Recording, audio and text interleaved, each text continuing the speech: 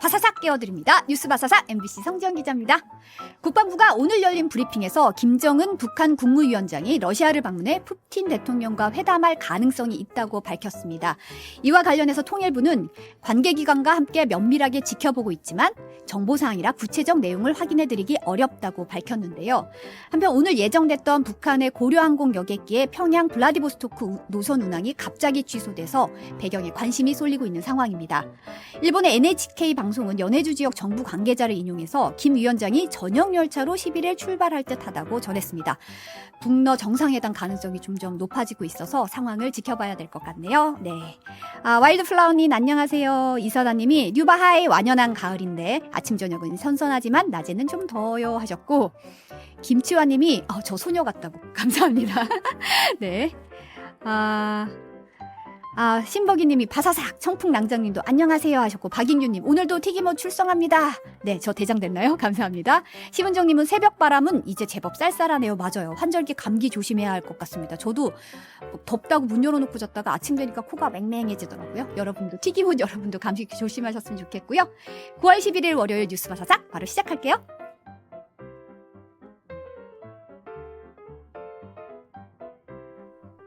오늘 갓 나온 바삭한 뉴스를 꾹꾹 씹어서 소화시켜드립니다.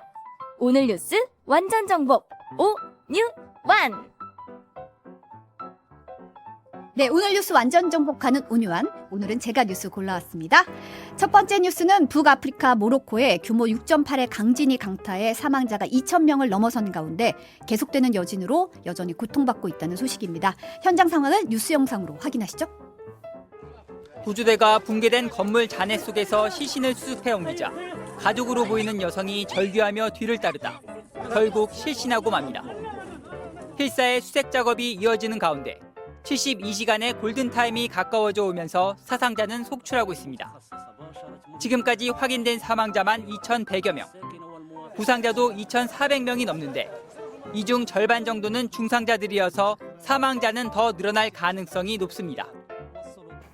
진앙지에서 가까운 마라케시는 물론 수도 라바트에 이어 카사블랑카, 산악지역인 와르자자트 등 모로코 전역에서 사상자가 발생한 것으로 집계되고 있습니다. 특히 아틀라스 산맥을 따라 고지대 지역은 도로가 산사태 등으로 끊기거나 막혀 접근조차 어려운 곳이 많습니다. 사망자 수가 얼마나 늘어날지는 가늠조차 어려운 상황입니다.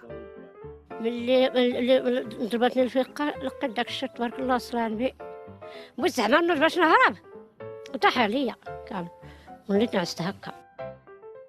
규모 4.5의 여진도 발생해 여전히 불안한 상황이고요. 우리 교민 피해는 아직 접수되지 않았다고 하는데요. MBC 취재진도 현지에서 취재 중인데 여진이 계속되니까 불안해서 건물이 무너질까 봐 불안해서 안으로 들어가지 못하고 밖에 길바닥에서 노숙하는 행렬이 이어져 있다고 합니다.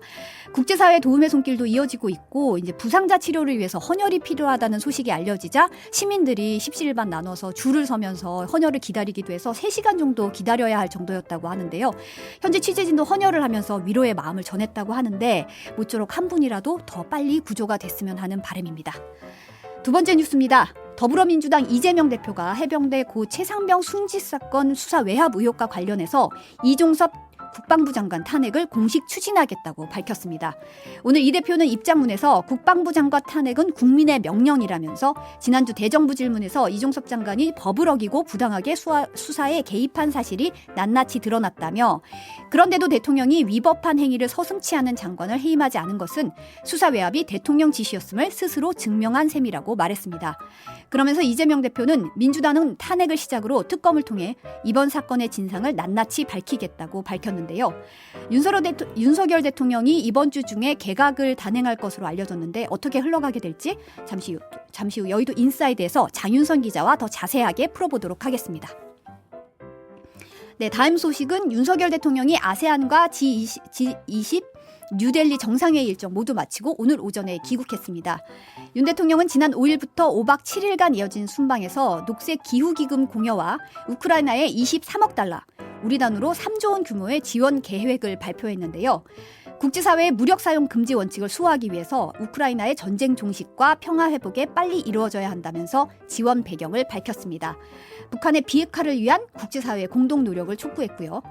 기시다 일본 총리와의 별도 회담에서는 한국과 일본, 중국의 정상회의를 잘 준비하자는 데 뜻을 함께했습니다. 마지막 소식은 조금 전 들어온 속보인데요. MBC 대주주인 방송문화진흥회 권태선 전 이사장의 해임 처분 효력이 정지돼 권 전 이사장이 직무에 복귀하게 됐습니다. 서울행정법원 행정 5부는 권 전 이사장이 자신을 해임시킨 방송통신위원회의 조치에 효력을 정지해달라며 낸 신청을 받아들여서 해임 조치가 정당한지 따지는 본안소송 1심 판결 30일이 되는 날까지 해임 효력을 정지시키기로 했습니다. 앞서 방통위는 지난달 21일에 권 전 이사장이 MBC와 관계사 경영에 대한 관리 감독 의무를 소홀히 하고 MBC 사장 선임 과정에서 검증을 부실하게 했다며 해임을 결정했습니다. 오늘 온유화는 여기까지 하고요. 여의도 인사이드 장윤선 기자 만나보겠습니다. 여러분은 지금 점심시간 디저트 같은 방송 성지영의 뉴스 바사삭과 함께하고 계십니다. 좋아요와 많은 댓글 부탁드리고요. MBC 라디오 시사 채널 구독도 잊지 마세요.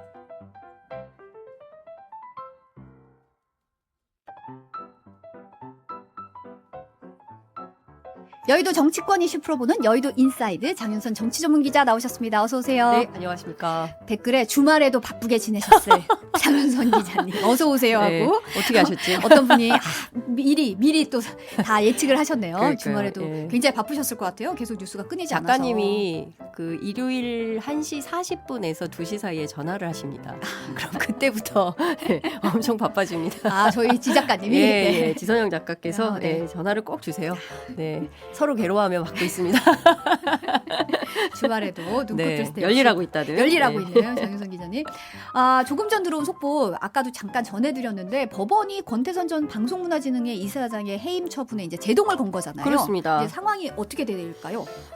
일단은 업무에 복귀를 하시는 거죠. 그러니까 잘 기억을 해보시면 과거에 윤석열 대통령 검찰총장 시절에 추윤 갈등 때 그렇죠. 그때 징계받았다가 이 소송을 냈다가 직무에 복귀한 적이 있습니다. 네. 똑같은 상황으로 이해를 하시면 될 것 같고요.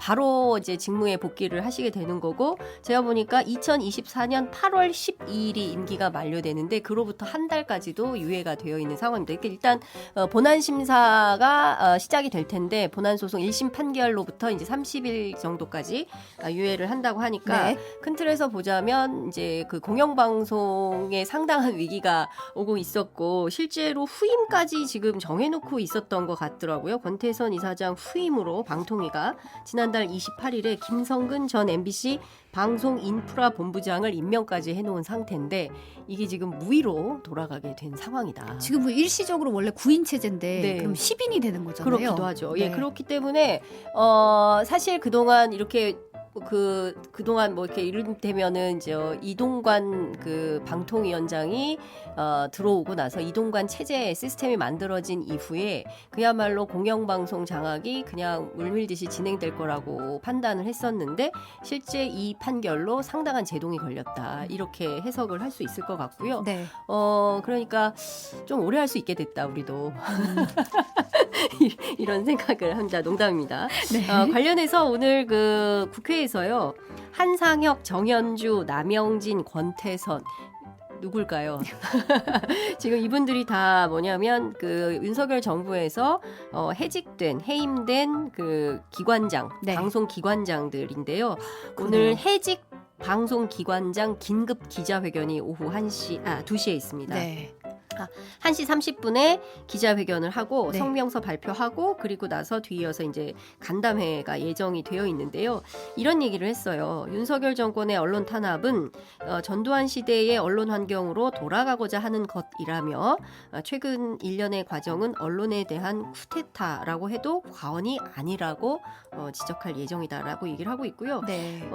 사실 잘 못 보던 풍경입니다. 우리 사회에서 사실 87년 민주화 항쟁 이후에 그리고 민주화 이후의 민주정부들은 이런 방식으로 하지 않았습니다. 그런데 굉장히 그 방북하다라는 표현을 이제 언론 업계에서는 많이 쓰고 있는데 네.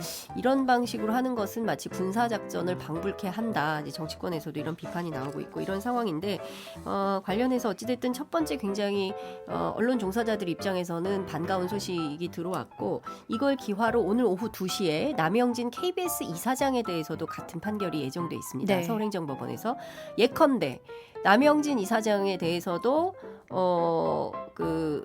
권태선 이사장과 똑같은 인용 결정이 난다라고 한다면 KBS와 MBC 대한민국의 큰 공영방송 두 축이 다시 원래 하던 대로 그냥 하면 된다. 네. 이런 시스템이 되는 거죠. 그러니까 상당히 법원이 크게 제동을 거는 거고 어쨌든 민주적인 언론 시스템을 계속 발전시키는데 큰 역할을 하고 있다라고 평가를 해도 좋다라는 얘기들이 나오고 있습니다. 오늘 오후 어떻게 될지 인용 결정이 날지 오후 좀 지켜봐야겠네요. 2시인데요. 지금 12시 41분이니까 판사님들 식사하시고 들어가서 재판 준비하시지 않을까 싶습니다. 여하튼 굉장히 긴 결정문이 나왔는데 제가 이거 아직 다 읽어보질 못해가지고 분석을 해서 다음 기회에 설명을 좀 드리도록 하겠습니다. 네, 이선영님이 아까 저요 제가 얘기했습니다라고 댓글로 얘기하셨고 와일드플라워님이 장 기자님 홍길동설을 지금 제기하셨습니다. 무슨 홍길동이요? 여기 동해 번쩍 서해 번쩍 간다고 네, 홍길동 아니에요. 설 얘기하신 것 같은데 민주당 이재명 대표 얘기 잠깐 해볼게요. 네. 그제 검찰 조사를 받았잖아요. 토요일에. 네. 8시간 조사를 받고 건강상의 이유로 중단을 했는데 네. 이제 조서에 서명을 안 했다 이런 얘기 나오고 있어요. 이게 그렇습니다. 어떤 상황인 건가요? 그러니까 이제 통상의 그 범위는 어쨌든 이제 검찰하고 이제 검사하고 이렇게 앉아가지고 이제 신문을 하지 않습니까? 네. 뭐 묻고 대답하고 하는데 이재명 대표는 뭐 일부분 대목에서는 묻는 말에 대해서 뭐 이제 질문에 꼬리를 물고 이제 오히려 질문을 했다라는 얘기도 있는데 여튼 통상의 범위 내에서는 묻고 질문하고 쭉 그게 끝나요. 그러면 그 다음에 이제 서명 날인을 하는데 그 전에 변호사하고 같이 검토합니다. 검토를 해서 실제 이 질문을 했는지 그 질문에 대해서 내가 이렇게 답변하고 그게 제대로 기록이 되었는지를 이제 검토하는 작업이 진술 있는데 조서를 검토하는 그렇죠. 거죠. 진술 조서를 검토. 사실 이 작업이 제일 중요합니다. 그렇죠. 제대로 이게 이제 그렇죠. 증거가 되니까. 그게 증거로 해서 법원에 제출되기 때문에 사실 이 작업이 굉장히 중요한 작업인데 근데 그 과정을 검토하는 가운데 박균택 변호사하고 누굽니까 이재명 대표하고 이제 보는데 이제 본인들이 주장했던 바하고 뭐 관련 내용이 정확하게 잘 기재가 되어 있지 않은 대목들을 발견을 한 거죠. 그래서 여기에는 서명을 하지 못한다. 왜냐하면 이건 내가 한 말이 아니다라고 해서 서명을 안 하고 그냥 나온 건데 이제 그 자체가 검찰에서는 수사방해다라고 주장을 하고 있는 것이고 이재명 대표 측에서는 그건 수사방해가 아니라 내가 얘기했던 말이 정확하게 기록되지 않았으므로 서명을 할 수 없다라는 입장이고 이렇게 되면 어떻게 되냐면 이 수사는 무위로 되는 거예요. 아, 그 진술 조서 자체가 이제 이게 법원에 재판 증거로 들어갈 수가 없게 되는 겁니다. 그러니까 검찰 입장에서는 상당히 다급해진 상황이죠. 검찰은 어쨌든 추석 전에 검찰 표현으로 꼬린 그러니까 구속 이제 판단을 하고 어쨌든 뭐 그런 절차를 밟으려고 했었는데 그렇게 생각대로 안 된 상황이 되는 것이고요. 검찰 쪽에서는 제가 민주당에 방금 확인을 해봤더니 내일 또 나오라는 건데 내일 상태가 매우 안 좋아지셔가지고 거의 누워 있게 될 것 같아요. 네. 그 저 단식장에 누워 있고 1시간 정도만 그 접견을 할 예정이라고 합니다. 그래서 사실 사람이 이게 한 끼만 굶어도 허리가 휘어지는데 네. 벌써 열흘이 넘은 상태가 되고 있고 그렇기 때문에 아마 말이 굉장히 느려졌어요. 말투가 굉장히 느려지고 아마 그 토요일 날 조사도 굉장히 힘들었을 겁니다. 근데 어쨌든 이제 그 조사를 마치고 나서 하려고 했는데 이제 상황이 이렇게 돼서 검찰에서는 12일도 지금 나오라고 하는 것이고요. 그런데 네. 그런 요구를 다 받아들일지에 대해서는 좀 민주당 내부에서 판단을 좀 해봐야 될 것 같습니다. 검찰이 질문지양이 어마어마했다면서요? 네, 엄청났더라고요. 그러니까 검찰이 원래 500페이지 정도의 질문 조서를 만들었는데 그거를 다 할 수는 없으니까 이재명 대표의 어떤 건강 상태를 고려해서 뭐 굉장히 압축적으로 축약했고 2시간에 20분씩 그 쉬면서 조사를 했다. 근데 제가 재밌는 포인트를 발견했는데요. 어떤 회사는 11시간 조사라고 쓰고 또 어떤 회사는 11시간 반이라고 쓰고 또 어떤 회사는 8시간 조사라고 쓰고 왔다 갔다 했더라고요. 그러니까 제가 보기에 토요일이라서 기자들이 출근을 안 했었나라는 생각이 좀 들고 불러주던 대로 쓰니까 이렇게 조사 시간도 다 틀리는 것 같다라는 생각이 좀 드는데요. 어찌됐든 중요한 건 굉장히 긴 시간 동안 이재명 대표가 조사를 받았던 것은 사실이고 관련해서도 여러 얘기들이 좀 나오고 있는 것 같습니다. 그게 조사 시간 차이가 나는 건 이제 11시간 조사 중에 8시간이 질문 응답 시간이었으면 나머지는 이제 그렇죠. 조서 검토하고 이런 검토하는 것 시간. 때문에 예. 이 시간을 포함을 하냐 안 하냐의 그렇습니다. 이제 문제겠죠. 예. 예. 네. 그러면 이 대표 쪽 입장은 어떤 상황인가요? 지금 이제 어떻게 보면 이제 오늘 최고위원회에도 참석을 못할 정도로 좀 많이 네. 상태가 안 좋아서 맞아요. 다들 걱정을 많이 하시는데 맞아요. 이제 조사가 가능할지 상황을 좀 봐야 되는 거잖아요. 그렇습니다. 이재명 대표 상당히 억울한 상황인 것 같습니다. 억울함을 토로했는데요. 검찰에 제출한 진술서를 블로그 그다음에 개인 SNS에 다 공개를 했어요. 네. 그래서 실제로 지금 뭐 누구나 들어가 보면 이게 스토리가 어떻게 되는 거구나라는 것을 일거에 확인을 할 수 있게 되는데요. 그러니까 이런 얘기를 했습니다. 그 서두에 변호사비 대납에서 출발한 검찰 수사가 스마트팜 대납으로 다시 방북 대납으로 바뀌는 중이다. 그리고 김성태 회장이 북한과 접촉해서 광물 채굴권 등 200조 원대 대북 사업 합의서만 받고 합의서를 받고 그리고 이걸 이용해 가지고 수천억 대 주가 폭등 이익을 얻었고 이 과정에서 800만 달러 그리고 이제 이렇게 물음표 진짜 800만 달러가 갔는지 안 갔는지 확인이 안 되니까요. 이제 이런 얘기를 줬다고 하는데 검찰은 김성태 전 회장을 외유 또는 협박해서 그중에 500만 달러는 경기도 스마트팜 사업 대납이고 300만 달러는 이재명 방북 대납이다라고 조작 중이다. 라는 표현을 씁니다. 네. 그러면서 이제 그 세 가지 주장을 하는데요. 첫 번째 500만 달러의 경우에는 쌍방울 대북 사업 이행 보증금이다. 그러니까 쌍방울이라는 회사가 히토류 광산 채굴권을 가지고 북한과 협상을 하고 있었다는 거예요. 그러니까 나노스라는 기업이 있는데 그 기업을 통해서 이제 주가 부양을 해서 이 사실은 주가 조작 사건과 관련해서도 검찰 수사 왜 안 되냐 이거 수사해라라고 민주당은 주장을 하고 있는데 이제 그 대목을 얘기를 하고 있는 거고요. 이 스마트팜 사업은 남경필 전 도지사 때부터 계속 해왔던 거고 돈이 오고 가는 게 아니라 기자재가 가서 유리온실을 지어주는 사업이다. 근데 그것도 실제로 법령하고 유엔 제재 때문에 현금 지원은 불가능하다. 그런데 이걸 어떻게 했다는 거냐라고 주장을 하고 있고요. 네. 그리고 이제 300만 달러에 해당하는 이재명 대표의 그 방북 대가 이런 주장도 허황되다라고 주장을 하면서 김성태 전 회장이 북한에 주었다는 300만 달러가 언제 어디서 누구에게 줬는지 계속 바뀌고 있어서 이 돈이 실제로 갔는지 지급했는지도 의문이다.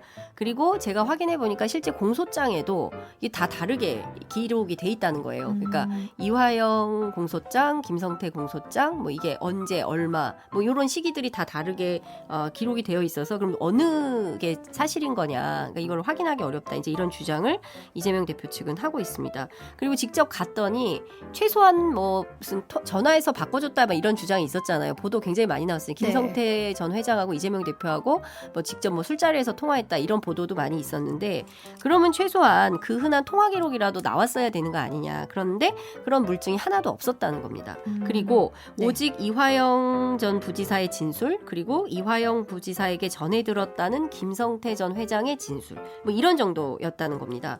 그러니까 이재명 대표 입장에서는 본인과 관련된 어떤 직접적인 내용은 하나도 없었고 주로 뭐 전언이거나 어떤 뭐 누구에게 들었다더라 뭐 이런 거라든가 뭐 전혀 근거로 제시될 수 없는 상황이라든가 그리고 아무 관계없는 도정에 관한 질문이라든가 뭐 이런 등등의 얘기가 있었다라고 이제 주장을 하는 것이죠.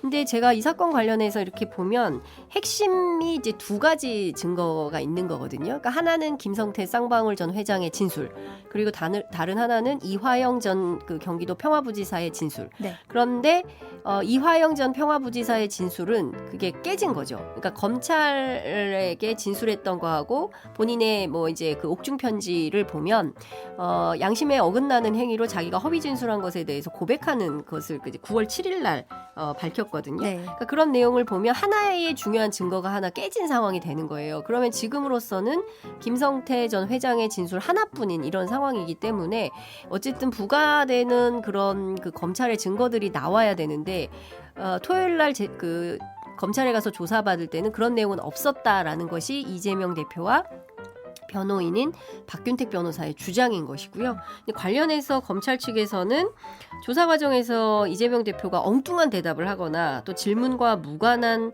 반복적이고 장황한 답변을 했다. 말꼬리 잡기식 답변을 했다. 그러니까 이렇게 서로 양측의 주장이 좀 엇갈리는 엇갈리는 이런 상황이네요. 상황입니다. 그래서 지금 상황에서는 누구 얘기가 더 진실이냐 뭐 이렇게 좀 따져봐야 되는 상황이 돼버렸다. 이런 판단도 드는 상황인 것이죠. 근데 검찰이 원래대로라면 이제 이 대표 조사 마무리하는 대로 이제 뭐 중앙지검에서 수사한 그 백현동 개발 비리 의혹이랑 이제 병합해서 구속영장 청구하는 방안 검토 중이라고 알려졌었는데 네, 지금 상황이라면 조금 조사가 검찰 입장에선 차질이 빚어진 상황이고 그렇죠. 그럼 그렇게 되면 이제 추석 전에 체포동의안 표결 가능성 여기에 대해서 이제 좀 말이 여러 가지 또 시나리오가 좀 나오고 있어요. 어떻게 보세요? 그러니까요. 제가 보기에는 이재명 대표를 둘러싸고는 진짜 수만 가지의 시나리오가 정치권에도 또 막 돌아다니는 것 같다라는 네. 생각이 좀 지금 드는데요. 뭐 본회의 날짜가 21일, 25일이니까 뭐 그렇죠. 어떻게 될 거냐 예, 이런 예, 얘기 계속 예, 나오더라고요. 그렇죠. 이재명 대표가 뭐 언론 보도에 따르면 이재명 대표가 21일하고 25일 날 본회의가 열리는데 이 본회의가 열릴 때 체포동의안이 상정되는 것을 막기 위해서 뭐 이런 택을 짠 거 아니냐라는 식의 이제 보도들이 나오고 있는 상황이긴 합니다. 네. 그리고 일단 이렇게 되면 9월 넘기면 10월에는 이제 국정감사 때문에 본회의가 없고 이렇게 되면 실제로 체포동의안이 접수가 된다 하더라도 실제 표결은 12월에나 가능할 거다. 이제 이런 얘기를 하고 있어요. 언론은 그런 네. 얘기를 하고 있는데 실제로 이 시나리오대로 갈지 아니면 또 다른 상황이 발생할지 현재로서는 아무도 예측하기 어렵다. 왜냐하면 원래대로라면 제가 뭐 서초동 쪽에 취재를 했을 때는 추석 전에 어찌됐든 이재명 대표 뭐 영장 청구를 하고 뭐 체포동의 여부를 묻고 9월 안에 뭐 결판이 되고 그래서 10월에 이재명 대표가 실제로 뭐 대표직을 내려놓고 그렇게 되면 민주당은 비대위 체제로 가고 뭐 이런 시나리오들이 있었어요. 근데 그대로 지금 되지 않고 있는 상황이기 때문에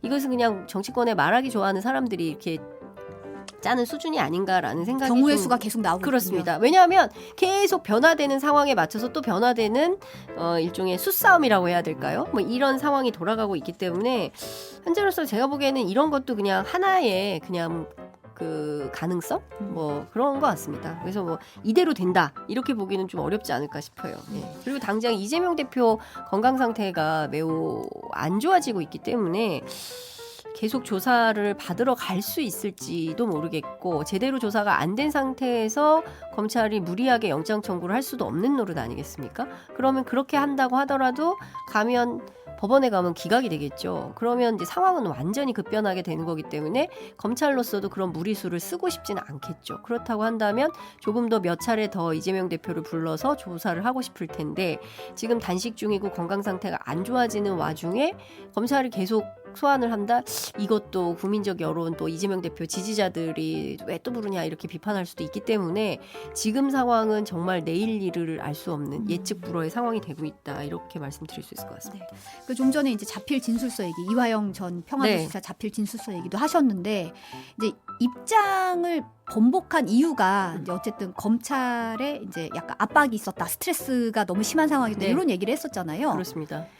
네. 맞아요. 그러니까 지금 이런 거예요. 그러니까 이화영 전 부지사 주변 취재를 해보면 그러니까 첫 번째로 제가 드리고 싶은 말씀은 이 사건의 본질은 이화영 전 부지사의 뇌물 사건입니다. 그러니까 대북 송금 사건이 핵심이 아니고요.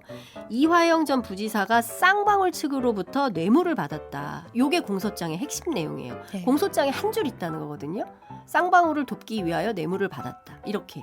그래서 왜 받았고 어떻게 도와줬는지에 대해서도 쭉 이제 재판을 하다가 부인이 한번 정신 차려 소동, 그다음에 이제 김영태 변호사가 한번 이 재판은 실제로 재판 불성립이다 이런 주장을 해서 뭐 사임하고 뭐 이런 등등이 있었던 건데 하여튼 핵심은 뇌물 사건이다. 그러면 이 뇌물 사건이 왜 갑자기 대북 송금 사건으로 비화하게 되었느냐. 이제 여기에 사실은 우리 언론들이 포커스를 맞추고 저는 취재를 해서 보도를 해야 된다고 생각을 하는데 우리 언론은 또 이제 검찰이 주는 내용을 또 받아서 보도하기 바쁘니까 이렇게 기획 보도를 하기가 기획 취재가 사실은 쉽지 않으니까 일이 많아가지고요. 근데 여하튼 이 사건의 본질은 이거다. 그러면 그 이화영 부지사 측의 변호인을 취재를 하면 이런 얘기를 합니다. 그러니까 계속 물어보더라는 거예요. 검찰에서. 그러니까 검찰이 이제 불러서 소환 조사를 받게 되지 않습니까? 이제 네. 그저 감옥에 있으면서 가면 계속 그 대북 송금 관련된 북한 관련된 얘기를 계속 묻더라. 근데 자기가 잘 모르는 내용을 묻더라라는 거예요. 그런데 이제 어쨌든 이분이 10월 14일이 구속 만기예요. 그러니까 본인은 어떻게든 나가고 싶겠죠. 그렇죠. 밖에 네. 나가서 뭐 본인 말로는 이 사건을 해결하겠다라고 하는데 그거는 차치하더라도 일단 나오고 싶겠죠. 이가 3개가 빠졌다고 합니다. 네. 예, 그러니까 뭐 여러 가지로 나오고 싶은 생각이 있어서 검찰 소환 조사에는 어쨌든 검찰이 필요한 진술을 했을 수 있고 그리고 또 변호사들을 만났을 때는 또 그 반대의 주장을 할 수도 있고 그러니까 이 말했다 저 말했다 왔다 갔다 하면서 이 진술의 신빙성이 없다라는 이제 비판도 나오고 그랬던 것 같은데요. 핵심은 이런 것 같습니다. 그 이화영 전 부지사 스스로 옥중서신을 통해서 2차례 계속 밝힌 내용은 본인이 만든 허구라는 거거든요. 그리고 본인이 얘기합니다. 김성태 체포 이후에 같은 사안에 대해서 8개월 이상 검찰로부터 집요한 조사를 받았고 마치 전 이 대목이 굉장히 중요하다고 보는데 이재명 피의자의 참고인 신분 같은 그런 수사를 받았다는 거거든요. 본인 주장입니다. 네. 그리고 검찰로부터 별건 수사를 통한 추가 구속 기소 등 지속적인 압박을 받으면서 이재명 지사가 관련된 것처럼 일부 허위 진술을 했고 이것은 양심에 어긋난 행위로 진심으로 후회하고 있다 이런 주장을 했습니다. 그러니까 무슨 얘기냐면 본인이 잘 알지 못하지만 어쨌든 그 검찰로부터 집요한 그 조사를 받다 보니 뭐 이렇게 진술을 하게 됐다. 그 점에 대해서는 양심에 어긋난 행위다라고 이제 판단을 하고 있다는 거 아니겠습니까? 그러니까 진짜 말하기가 되게 조심스러워요 요새는. 왜냐하면 잘못 얘기하면 검찰 수사를 한다고 하니까 걱정이 되지만 하여튼 사실관계는 이렇다는 거. 네, 예, 이런 본인이 말씀 이제 좀 밝힌 바에 따르면 네. 이렇다는 거. 근데 중앙일보가 이제 이화영 전 부지사가 최측근 여성에게 수억 원을 송금한 사실이 드러났다. 지난주 금요일에 단독 보도를 했거든요. 그렇습니다. 그러니까 여기 앞에 얘기 나온 것처럼 검찰로부터 별건 수사를 통한 추가 구속 기소 뭐 이런 얘기를 했잖아요. 네. 바로 나온 거죠. 별건 그렇죠. 수사 추가 기소의 내용이 그렇습니다. 그 이제 수년간 최측근 여성에게 수억 원을 송금을 했고 그리고 이 돈이 뇌물로 받은 돈일 가능성에 무게를 두고 검찰이 자금 출처 조사를 하고 있다라는 것이고요. 지금 이전 부지사 지금까지 있는 것 말고도 추가 뇌물 혐의에 대해서도 여러 혐의를 좀 조사 중이라고 하고요. 내용이 굉장히 많더라고요. 그러니까 몇 가지만 소개해드리면 재판 과정에서 안부수 아태평화교류협회 회장하고 방용철 쌍방울 부회장 그리고 이 앞서 말씀드린 최측근 여성 이분들에게 허위 진술을 요구했다는 위증교사 혐의가 하나 있습니다. 그리고 이제 대북송금 관련돼서 제3자 뇌물 혐의 그리고 이거 말고도 2019년도에 경기도가 안부수 회장을 통해서 북한에 금속 묘목과 밀가루를 보내려고 했었는데 이것도 직권남용 권리행사 방해, 위계 공무원 집행방해, 지방재정법 위반 뭐 이런 등등으로 이제 신모 전 경기도 평화협력국장이 지금 구속되어 있는데요. 여기에 공범이기 때문에 요거 관련해서도 수사가 계속된다. 그러니까 무슨 얘기냐면 10월 14일 구속 만기로 예컨대 검찰이 원하는 방식으로 협조를 했다면 나왔을 수도 있겠죠. 그런데 일종의 이제 양심선언, 양심고백을 하고 나서는 지금 말씀드린 이런 추가 기소가 예정이 돼 있다. 그러네요. 네, 그런 상황입니다. 아까도 이제 단식 얘기 계속 나왔었는데 사실 이낙연 전 대표가 어제 이 대표 찾아가서 단식 걷어달라고 이제 거듭 얘기를 했고 오늘은 이제 중진 의원들도 이제 만류에 나서는 상황이에요. 사실 12일째니까 상당히 그런 상황인데 이제 이 대표가 고기 굽는 꿈을 꿨다 뭐 이런 얘기도 털어놨어요. 그러면서도 아직까지는 견딜만 하다고 했는데 상황 어떻게 보세요? 제가 금요일에 또 다녀왔습니다. 아, 네. 제가 벌써 2번째 이재명 대표 단식장을 갔었는데요. 지난주 금요일에는 좀 썰렁했어요. 그 사람 사람들도 없고 이재명 대표와 그 당직자 2명 그렇게 있더라고요. 단촐하게. 그리고 있었는데. 주변은 다 통제가 돼서 네. 국회 출입증이 없으면 이제 그 올라가기 어려운 야외임에도 불구하고 그래서 왜 그러냐 그랬더니 보수 유튜버들이 와서 계속 집회하고 있어요. 아. 이재명 구속 뭐 막 이러면서 네. 상당히 소란스럽게 집회를 하고 있습니다. 그 양산에 왜 막 집회했었잖아요. 네. 그런 분위기로 이해하시면 될 것 같은데 하여튼 국회는 매우 소란스럽다. 그래서 그렇게 통제를 하고 있었는데 지난주에 갔을 때는 그래도 국회의원들도 많이 나와 계시고 그리고 같이 앉아 있더라고요. 네. 그리고 그 언론사 카메라들이 계속 돌아가는 것 같고요. 그다음에 와이어리스들이 다 있으니까 뭐 상당히 이제 분위기는 북적북적하더라. 근데 이재명 대표의 상태는 많이 안 좋아진 것 같습니다. 점점 말수도 없어지고 그리고 또 주변에서 자꾸 말 시키면 안 된다. 이제 이런 얘기도 하기도 하고 그래서 그냥 다 예컨대 침묵 수행, 무건 수행 뭐 이런 컨셉으로 그냥 다 같이 앞만 바라보고 이렇게 이제 있는 이런 상황인데요. 고기 굽는 꿈도 꾸겠죠. 제가 예전에 심상정 대표 취재했을 때 광화문 세월호 때 단식이었던 것 같은데요. 네. 아침마다 출근길에 커피향 너무 괴로웠다는 거거든요. 근데 이제 이재명 대표는 고기 꿈을 꾸는 그런 상황인 것 같습니다. 네. 근데 저는 이제 이런 생각이 들어요. 어찌됐든 민주당이 상당히 친명이냐 비명이냐 뭐 이런 거 가지고 갈등 구도가 그렇죠. 컸고 네. 그리고 앞서도 말씀드렸지만 뭐 이재명 대표가 언제 물러날까 그런 비대위원장을 뭐 누구를 세울까 이재명 대표 간판으로 과연 우리가 내년 총선을 이길 수 있을까 없다면 누구를 세울까 대안이 없어서 문제다 맨날 그런 얘기를 했어요. 여의도 취재를 가보면 그런데 이재명 대표가 단식을 딱 선언을 하고 나서 오차범위 밖으로 여론 지지율이 훌쩍 뛰었고요. 갤럽 조사를 보면 그리고 또 큰 틀에서 보자면 비명계들이 말을 할 수 없게 됐어요. 그러니까 제가 왜 좀 비판을 하시지 그러십니까? 그러면 아유 대표가 굶고 있는데 어떻게 그런 말을 해요? 그러니까 물론 이상민 의원 같은 분은 계십니다. 근데 그분은 뭐 용기 있는 행동이라고 당에서 아무도 평가를 안 하고요. 좀 그만했으면 좋겠다. 그리고 어찌됐든 이제 그 단식을 결행한다는 것은 정치인에게 단식을 결행한다는 것은 상당히 큰 의미가 있는 거거든요. 그리고 어찌 보면 그동안 뭐 이러저러하게 협치 노력을 해왔지만 판판이 깨졌지 않습니까? 그런데 입법이면 입법 뭐 사람이 밀면 사람 전반적으로 보면 국회가 무시당하고 있다. 그리고 야당이 할 수 있는 게 많지 않다라는 판단 속에서 이재명 대표가 그러면 단식이라도 해야겠다라는 이런 판단 속에서 하고 있는 거기 때문에 그런 차원에서 보자면 이제 존중하고 어떻게 함께 이 난국을 헤쳐나가야 되냐라는 방식으로 가야 되는데 그런 측면에서 보면 그 민주당의 어떤 통합에 근데 물론 이제 물밑에서는 또 어떤 얘기들이 있는지는 모르겠지만 일단은 봉합. 일단은 봉합이다. 이제 이렇게 볼 수 있을 것 같아요. 네. 그 다음 소식으로 좀 넘어가면 네. 해병대 최상병 사망 사건이 이제 은폐 의혹과 관련해서 그 박정훈 전 해병대 수사단장이 지난주 금요일 공수처 조사를 받았죠. 네. 이제 분위기 어땠다고 전해드렸어요? 나쁘지 않았다고 하고요.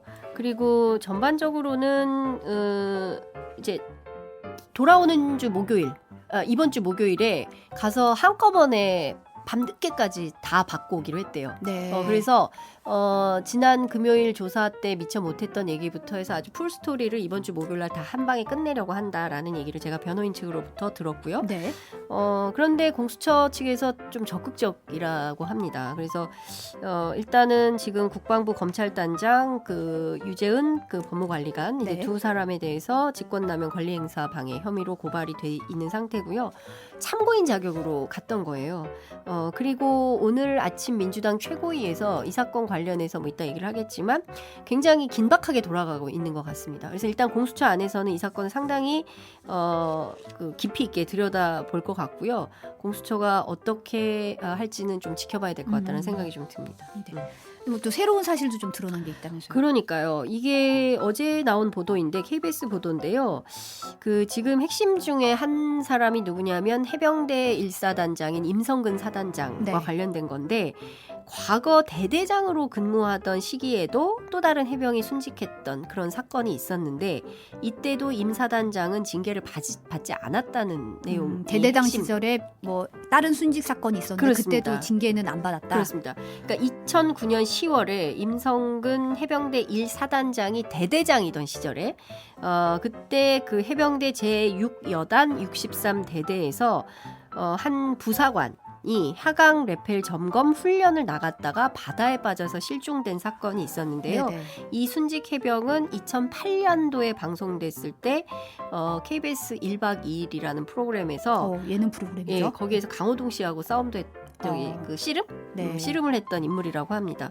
근데 어찌됐든 이 굉장히 그 날씨가 나쁜 날씨였는데 이때 나가서 이런 거를 해야 될까 하면 안 된다라는 내부의 분위기가 있었지만 어찌됐든 나가서 했고 이제 실종된 사건이 있었는데 관련해서 복무했던 해병은 그때 대대장님이 여기서 대대장님은 임성근 사단장 얘기를 하는 건데요. 네. 대대장님이 책임을 지려고 했다는 것 정도만 기억을 하고 있다. 징계와 관련해서는 기억하기로 없다. 그런 조치가 있었다면 보직 해임이 되거나 했을 텐데 없었다라는 건데요.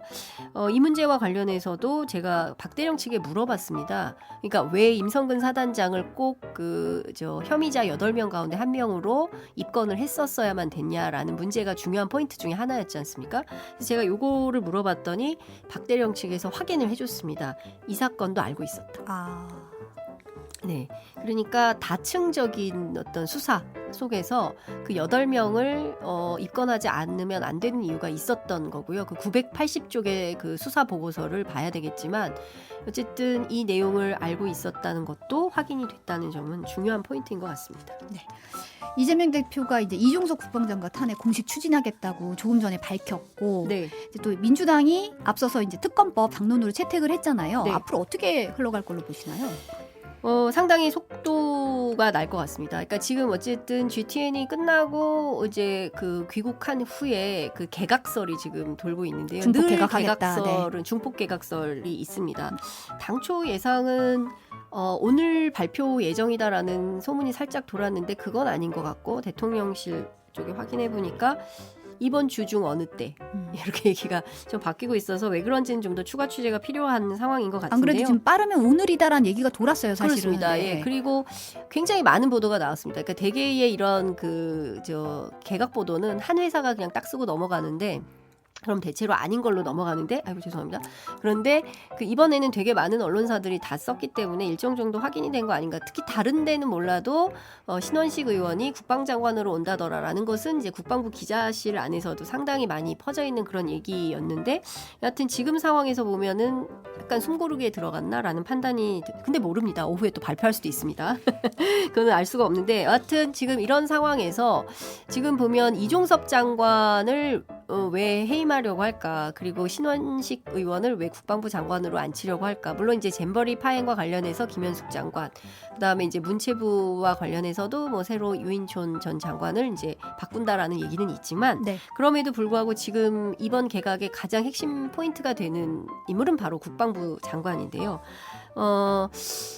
이종섭 장관과 이제 소위 국방 안보 라인들이 지난 상임위 뭐 국회 예결위도 그렇고 또 국방위도 그렇고 법사위도 그렇고 나와서 출석해서 한 발언들 때문에 그게 다 아기가 맞아 떨어지는 어떤 스토리 라인을 맞추는 시간대가 맞아지고 서로 예컨대 이제 본인 입장에서 진술을 하지만 그게 오히려 증거가 되고 뭐 이런 경우들이 있었습니다. 그래서 이쪽 라인을 다 바꿔야 된다고 판단한 거 아니냐. 최상병 사건의 책임을 물어서 그래서 경질성 인사다라는 얘기가 돌고 있었는데 민주당 쪽에서는 그렇다고 해서 해임할 일이 아니고 일단 해임은 요구를 하지만 중요한 거는 이건 특검으로 가야 되는 사안이기 때문에 일단 탄핵을 해서 6개월 정도 이종섭 장관의 발을 묶어놓는 게 중요하다라고 판단을 한 것 같습니다. 그리고 특검법을 발의할 거예요. 이번 주에. 그래서 그러면 특검법을 발의했는데 그런데 또 넘어야 될 산이 많지 않습니까? 뭐 법사위 그다음에 이제 뭐 본회의 뭐 통과를 한다 하더라도 대통령이란 또 큰 산이 있지 않습니까? 그러니까 거부권을 행사할지 그렇죠. 여부.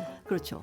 거부권을 행사하면 또 이 특검이 이제 무위로 돌아가게 되는 건데 그 단계 정도가 되면 근데 사실 이 사건의 핵심이요. 핵심 중에 하나가 VIP 경로설이지 않습니까? 아, 그렇죠. 예, 그러니까 왜 장관 결재까지 끝났던 이 사안을 7월 30일 날 장관 결재 끝나고 그 장관 결재를 하는 자리에 그 7, 8명의 군 관계자들이 있었습니다. 그리고 거기 뭐 심지어 대변인인가 하는 분은 이 정도 수사 보고서라면 언론에서도 정말 그 한 점 의혹 없이 잘 수사를 했다고 평가받을 것 같다. 이제 이런 얘기까지 하고 마무리를 했단 말이죠.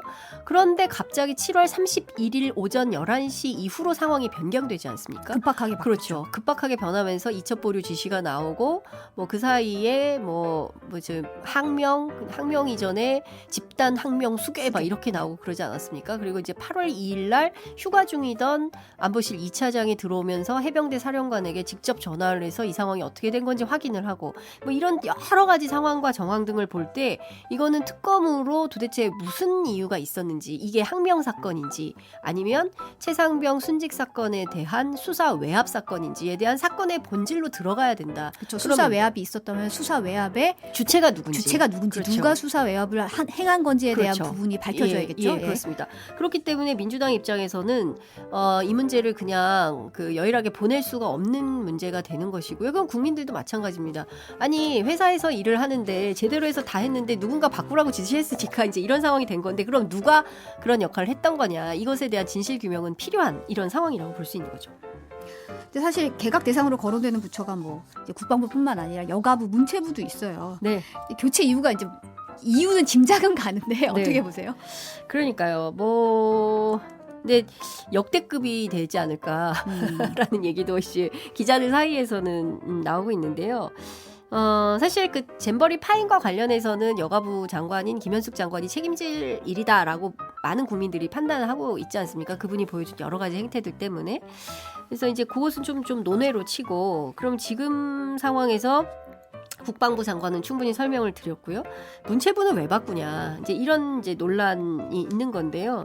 어쨌든 두 명이 올랐었거든요. 하나는 유인촌 전 장관이죠. 지금 대통령실 문화체육 특별보좌관을 역임하고 있는 중입니다. 그리고 또 한 분은 정병국 전 한나라당 의원이 올랐었어요. 네.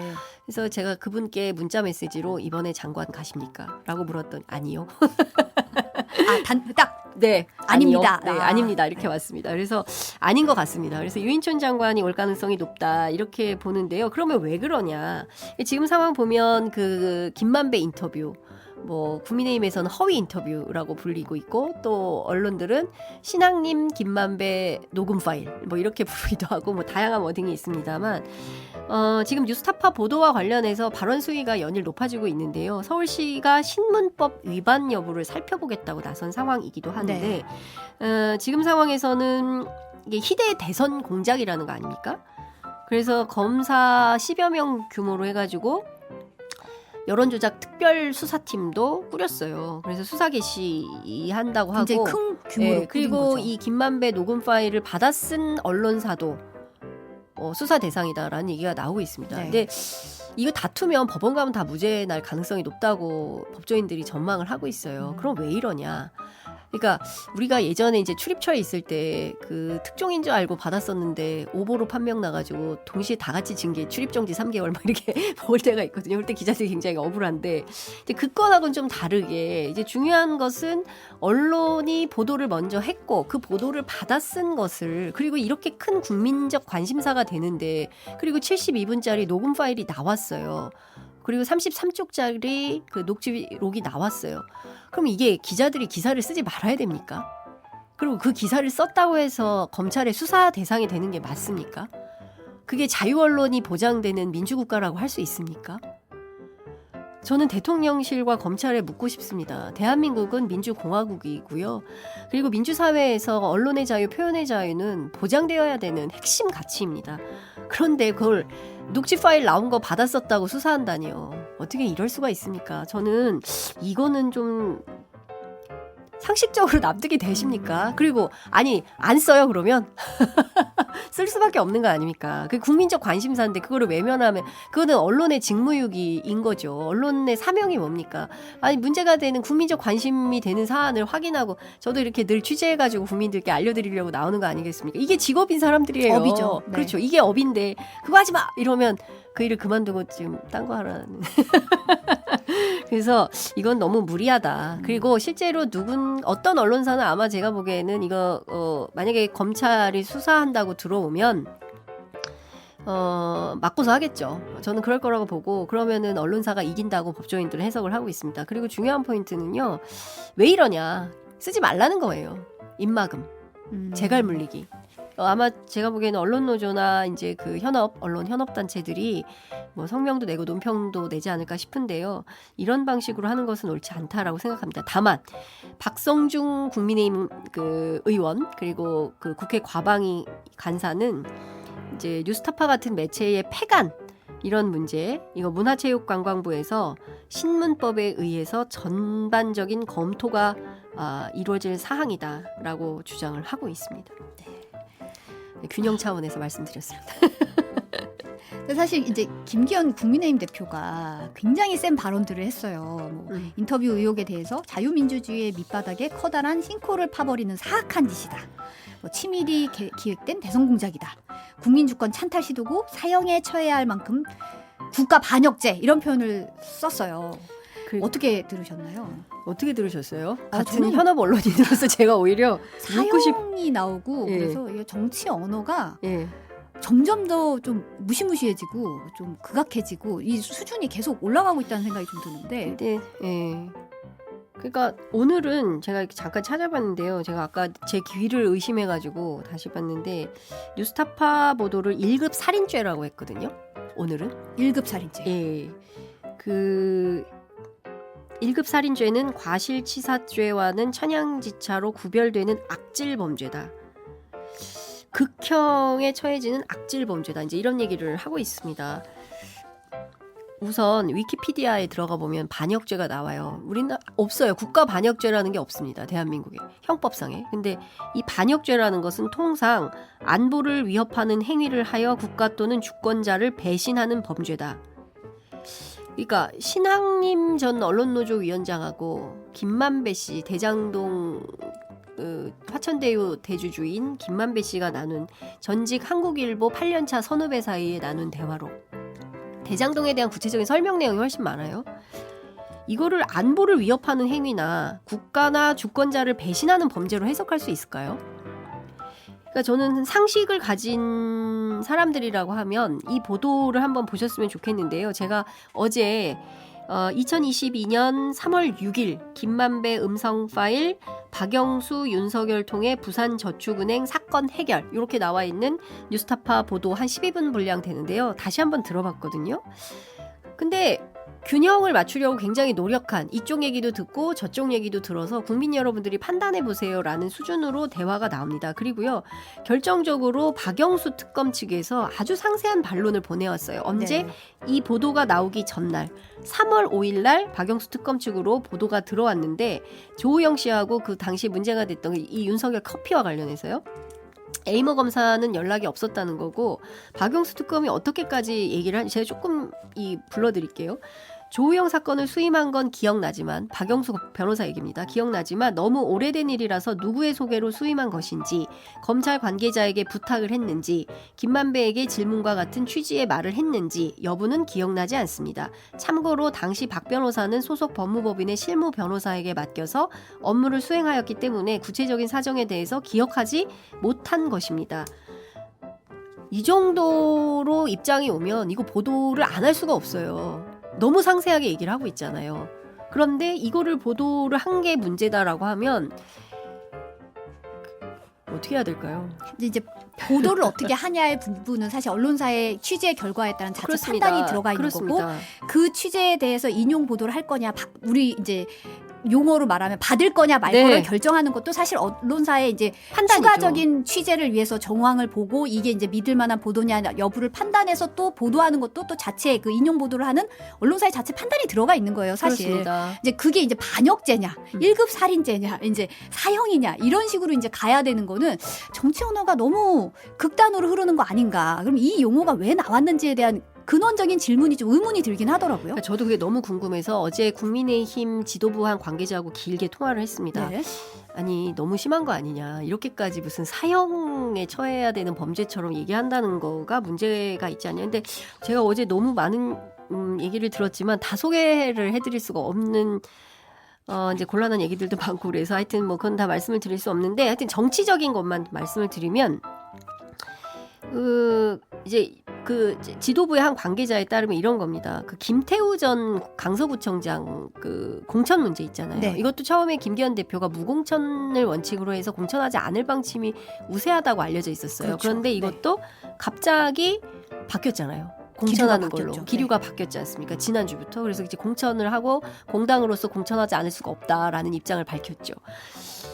근데 이제 이 얘기를 해서 저도 좀 놀랐는데 이것은 김기현 대표를 내리기 위한 용산의 결단이다라는 말이 돈다라고 국민의힘 지도부의 한 관계자가 전해주었습니다. 신빙성이 어느 정도냐 판단이 좀 필요한데 80% 정도는 신빙성이 있어 보인다고 전해주었습니다.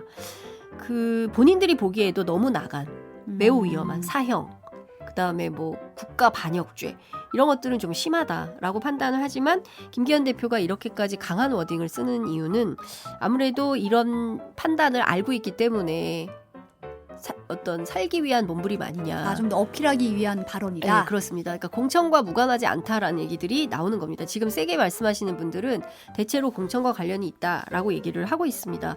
근데 이렇다면 굉장히 슬프죠. 예, 슬픈 상황이 되는 것입니다. 그래서 이런 얘기가 국민의힘 안에서도 이런 판단이 나온다는 것은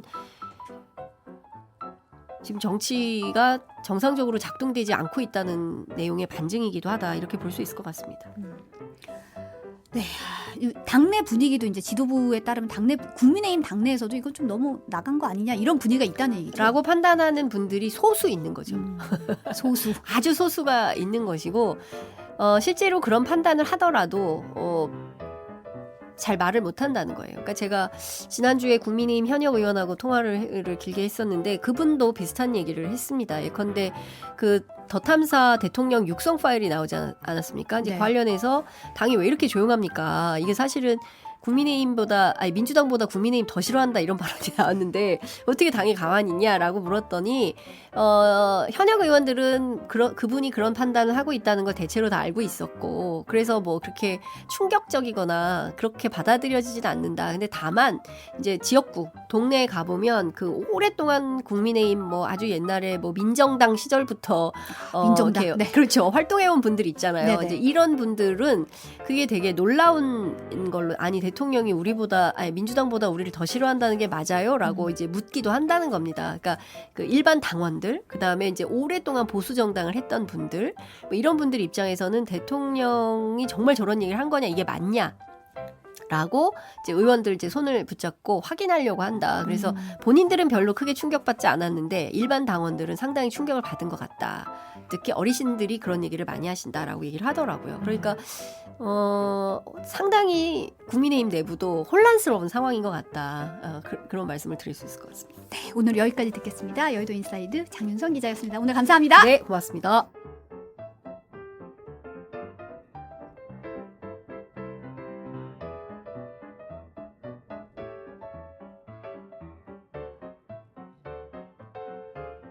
네, 9월 11일 월요일 뉴스 바사사 오늘도 함께해 주셔서 감사합니다. 저는 내일도 낮 12시 30분에 인사드릴게요. word you say. Just like a prisoner, I'm given to all your ways.